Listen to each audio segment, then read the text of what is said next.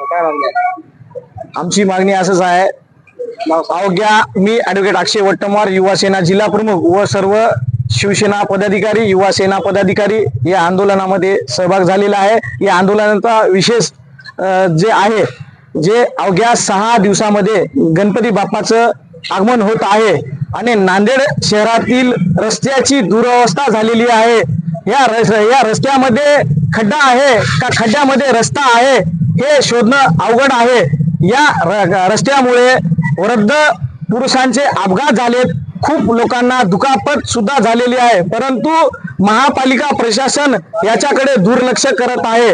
परंतु या शिवसेनेच्या वतीने आज बेशरमाचे झाडे लावून महापालिकाच्या प्रशासनाला जागा करायचं काम आम्ही आज करत आहोत। आमच्या मागण्या एवढ्याच आहेत की गणपती रायाच्या आगमनाच्या अगोदर हे रस्त्याचे खड्डे बुजले पाहिजे आणि तात्काळ रोड झाला पाहिजे। हे न झाल्यास महापालिकेच्या आवारामध्ये येऊन मोठं आंदोलन करण्यात येईल असा इशारा आज युवा सेनातर्फे देण्यात येत आहे। निवेदन वगैरे कोणाबद्दल काय संदर्भात? महापालिका प्रशासनाला आम्ही निवेदन दिलेलं आहे, इन्व्हॉल्ट मध्ये दिलेलं आहे।